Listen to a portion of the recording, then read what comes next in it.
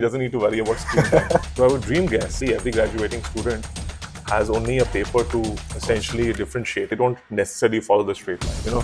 He has to answer the question, so he can take as long as he wants. I just need to put my little bit.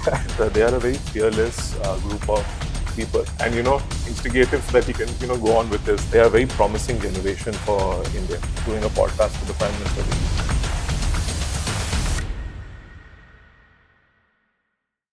Mr. Parthiv Neotia is an influential person because he not only has a great presence on the internet, but he's recently stepped into as the position of the MD of Ambuja Neotia. Neotia has a legacy of healthcare and hospitality for the last, for decades to come. And Mr. Harshvardhan Neotia is an inspiration for all of us.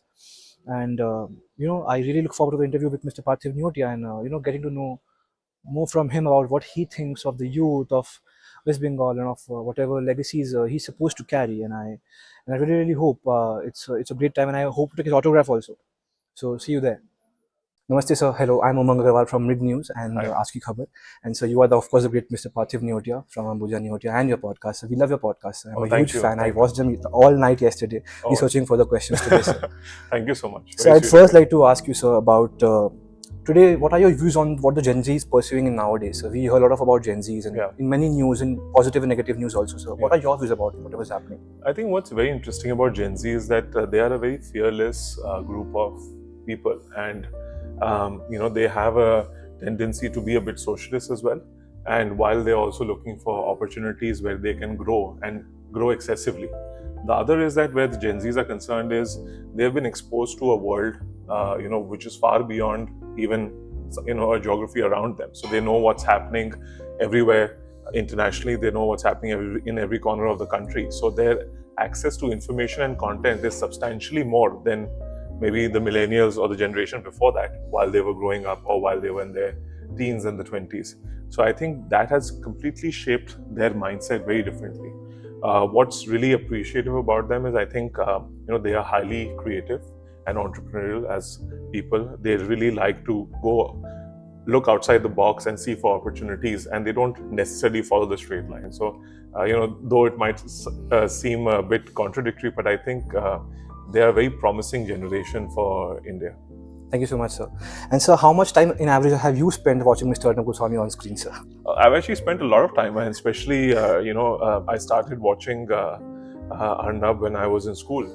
And the first stint and the more aggressive stint was just before the elections in 2013. Right, sir. At that time, Arnab Goswami was at its prime, or rather, not at its prime, but, really gaining momentum as a journalist, as a primetime anchor, and his interviews are ever famous. So, in fact, my induction to watching news actually happened by watching Arnab. Oh, that's amazing. Because it was a lot more relatable, a lot more engaging form of content compared to maybe at that point of time the traditional news channels. So today you're asking him questions on stage, sir. Yeah. Are you a bit concerned, if I am allowed to ask that, about asking him the questions, because he's popular on his show, so not having to, See, the good thing is that he doesn't need to worry about screen time. He has to answer the questions, so he can take as long as he wants. I just need to put my little bit and instigate him so that he can go on with his thing. So no, I'm not nervous, but I'm very excited because he's a journalist that has had very strong has been a very activist journalist, I would say, in a way. Of course. And I think that's in a way created a different genre of journalism, of media, of news, and of how information dissipated out in the world. And even as an entrepreneur, starting Republic TV from scratch, suddenly walking out of the newsroom of Times Now, I think also speaks highly of him as a businessman, and now has regional channels, Hindi channels, English channels. I think at some point they were looking at international, maybe. I'm not sure whether that has happened, but I think his entrepreneur spirit is even more inspiring.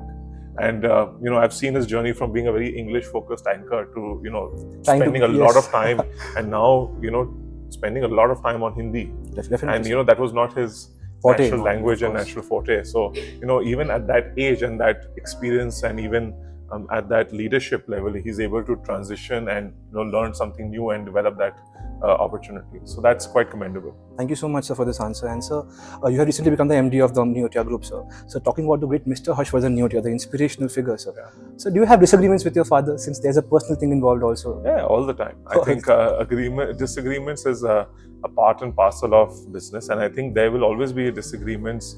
When there are different generations and different philosophies, Of course. at play. The good thing for us is that I'm very strongly aligned with his values, and has been the value system of our family. So ultimately, we end up respecting each other's opinions. We come to conclusions on what is the right way, and sometimes he's right, sometimes I'm right, sometimes his way is taken, sometimes mine, and we end up respecting that because we know that the ultimate goal and the ultimate intent behind that opinion or that choice is the correct one and the noble one.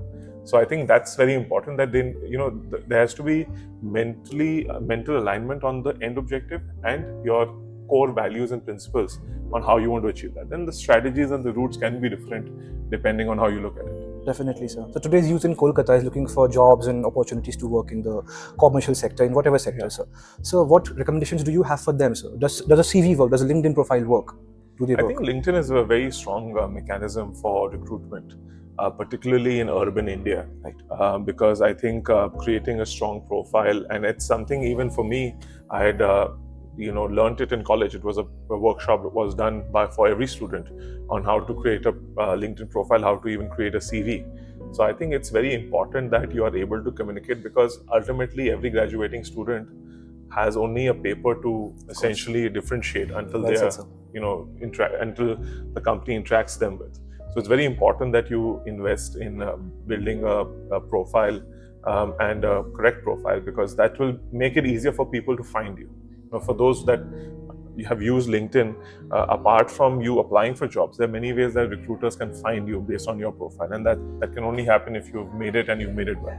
Thank you so much, sir. So what do you find more interesting, boardrooms or podcasts?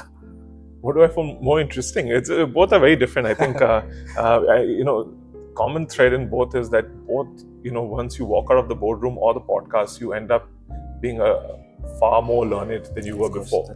The kind of knowledge sharing, the kind of discussions, the quality of topics, and the learning insights that you gain out of both the interactions, for me, has always been insightful, because from our board members as well, and from the guests that I've had the privilege of having in my podcast, learning is the best thing that happens.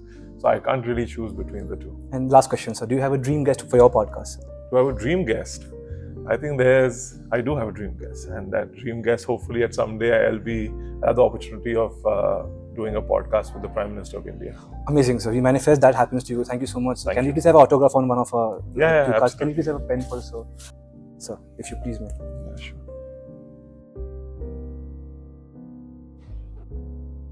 Thank you so much. It was lovely talking to you. Thank you so much. much. Mr. Parthiv Neotia, the MD of Ambuja Neotia now, recently elected as that. And he's also a podcaster. So he was so humble. He was amazing. I mean, first of all, getting to interview Arnab Goswami on stage, that is a huge task. मैंने उनको पूछा भी, I think, questions में कि आप कैसे करेंगे. उन्होंने कहा कि पहला बात तो आज अर्नब को screen time का issue नहीं है.